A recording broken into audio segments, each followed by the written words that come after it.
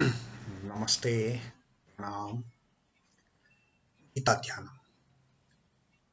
Om Parthaya Pratibodhitam Bhagavata Narayanena Swayam Vyasena Gratitam Purana Munina Madhye Mahabharatam Advaitamritavarshinim Bhagavatim Ashtadashadhyayinim Ambatva Manusandadhami Bhagavad Gite Bhavateshinim. O Bhagavad Gita, with which Lord Narayana himself gave enlightenment to Arjuna, which was included in the Mahabharata by the ancient sage Vyasa. O Goddess, contained in the 18 chapters and bestower of the knowledge of non-dualism. O my affectionate mother, destroyer of rebirth, I meditate upon thee. Krishna Vandana. Vasudeva Sutam Devam Kansachanuramardanam Devakim Paramanandam Krishnam Vande Jagat.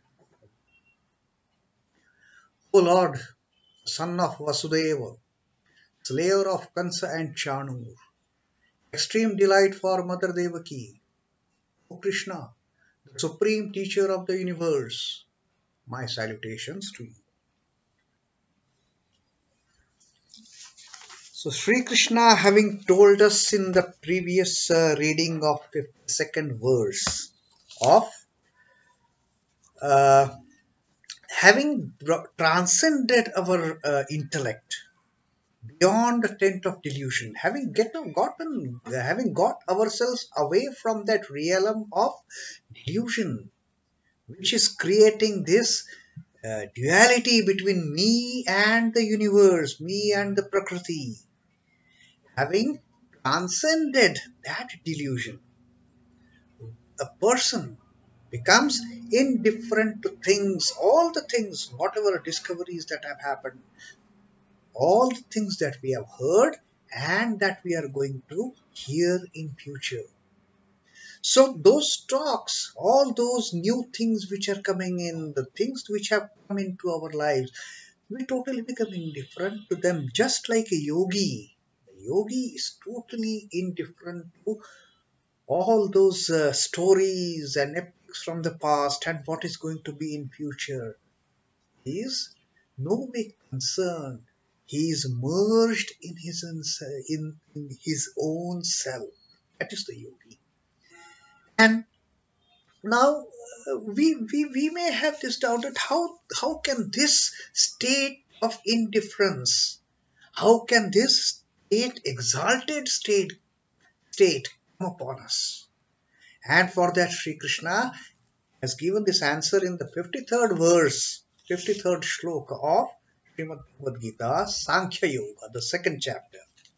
Sri Krishna says, śhruti-vipratipannā te yadā sthāsyati niśhchalā samādhāv-achalā buddhis tadā yogam avāpsyasi.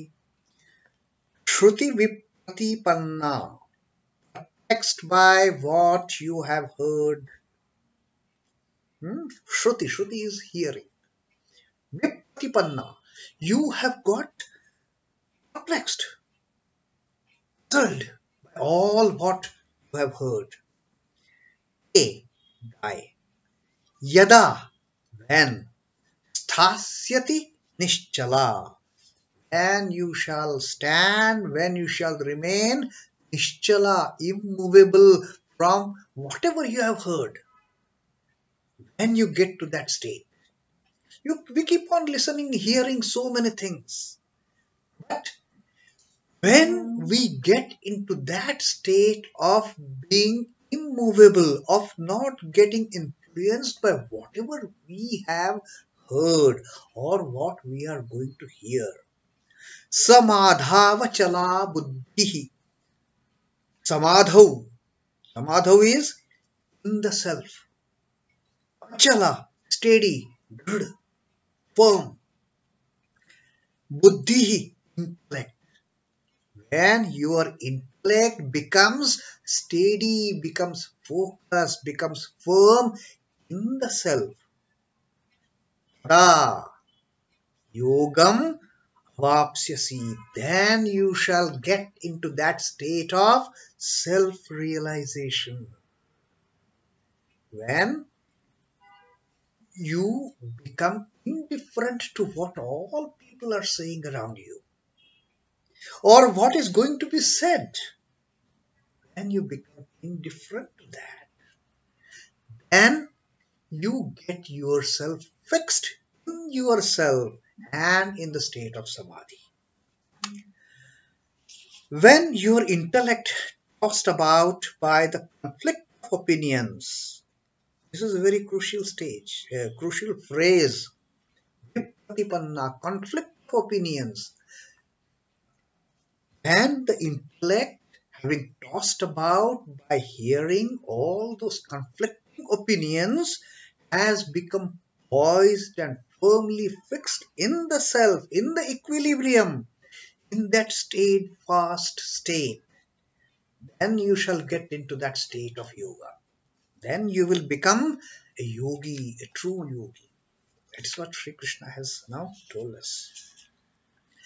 Often it happens that when we hear conflicting opinions, and there is no dearth of people giving their opinions, and that's when we get confused as to what to do, what not to do.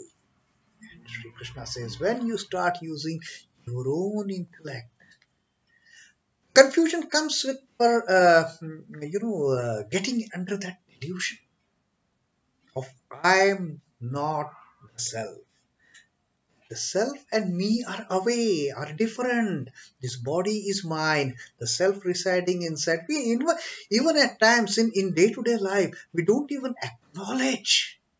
We don't even acknowledge that imperishable, that indestructible entity is within us. Do we acknowledge? We are only concerned about this body. We only think about this body. Do we ever acknowledge that there is something in this body which is indestructible, which is imperishable, which is indivisible, which is the Atman? So, having heard so many opinions, conflicting opinions, we have got into this state of confusion. And Sri Krishna says, when you stop yourself tossing about within these conflicting opinions, śhruti-vipratipannā, whatever you have heard, we are getting confused by all those conflicting opinions. Then we stop that. And when we start acknowledging the one which is dwelling inside, imperishable, indivisible, indestructible, then our intellect becomes firm. Then our intellect becomes firm and steady in that self, and then tadā yogam avāpsyasi, Sri Krishna says, then you reach that stage of becoming a yogi. Then you become a yogi. Then you get into that state of yoga. It is but natural for man to pay heed to conflicting views and to get confused over them. Yes, day in and day out, it is happening in our lives. We hear so many things, we get confused. But nobody raises the query, am I alive or dead? Like I said earlier, do we acknowledge the fact that there is something which can never die, which can never be born, which is part of the Brahman? Do we ever acknowledge that one which is dwelling inside these bodies?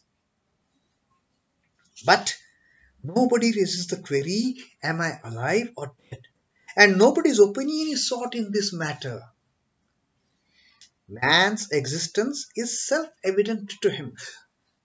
Our existence so far is only self-evident in a sense from the bodily perspective. Because I am living, I am here. Because I am thinking, I am here. But is the body the all end of all? Body is perishable.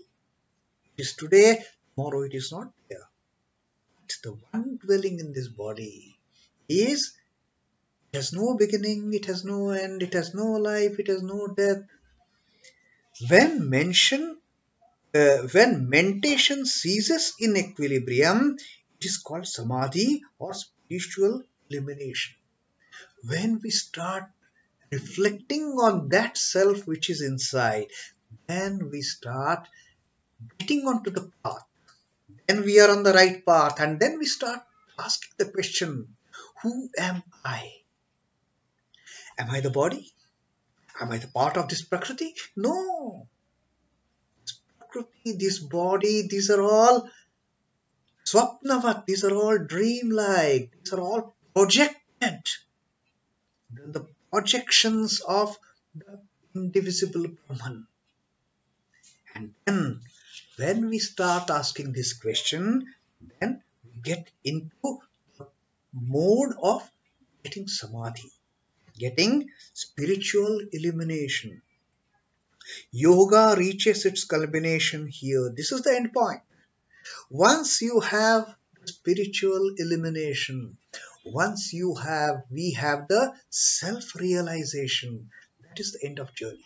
There is no more journey. There is no more thinking. There is no more debate. There is no more discussion. No. Me. One with me. I. One with I.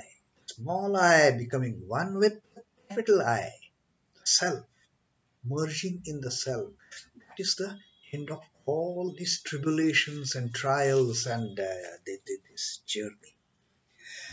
This state of pure consciousness, this state of yoga is the goal of life. That's what Sri Krishna has said. And now reading about Sri Ramakrishna's teaching on the same subject. Sri Ramakrishna says, first attain godhood and then pursue the worldly things. What Sri Ramakrishna says. Sri Krishna said, yogam avāpsyasi, then you will reach the stage of yoga. Sri Ramakrishna says, first reach that stage of yoga. First realize God and then dwell in this world. Then this delusion of Prakriti is not going to affect you in any way. First realize who you are. Don't start the journey in the reverse way. First I will enjoy the world and then I will think who I am. No. First know who you are. First know who I am. First know God. First have the realization. And then pursue the worldly things. Then nobody can tie you down to this projected world. Do not proceed in the reverse order, Sri Ramakrishna says. First, enjoying the worldly pleasures and pains, and then thinking about the Lord. First think about the Lord. First think of the mother. And then you jump into the pleasures and pains of the world. They won't affect you. You will be beyond the pairs of opposites. If you enter the life in the world after spiritual enlightenment, you will not have anxieties of the mind. There is nothing in the world in that will bother you, that will create confusion, that will create delusion. And you will really enjoy being in the world. Then you will look at everything that is happening in the world as mother's play. This is all mother's play. Whatever is happening. Me living in this body is the mother's play. And you get that realization. Now, this is a beautiful teaching that Sri Ramakrishna has given us in line with what Sri Krishna has told us. That let us get beyond, let us get firmly fixed ourselves in the self. And once we are there, this delusion of Prakriti, this delusion of the phenomenal world is not going to affect us in any way. Then we are there steady, niśhchalā. Nobody is going to create any confusion in our mind. Nobody is going to ask us that what are you doing is right or wrong. And nobody, the people have said, what people are going to say, that is going to going to affect us mentally, emotionally, physically, then I think we are firm, we are steady in the self. Achalā buddhihi. Then we are absolutely firm. Then we don't have any like pendulum. We don't go on swinging from one decision to another. And like the needles of the clock at 12 o'clock, all in unison, we are one with Atman. We are just one with the Atman without any sense of pairs of opposites, without any sense of dualities. In that Advaitic state, and that is where ultimate the goal of our existence is getting into that state of yoga that Sri Krishna has spoken about here. So that is a reading for the day from Sankhya Yoga. Om Namo Bhagavate Vasudevaya. Sri Krishna Arpanamastu. Jai Sri Ramakrishna. Jai Thakur. Jai Ma. Jai Swami.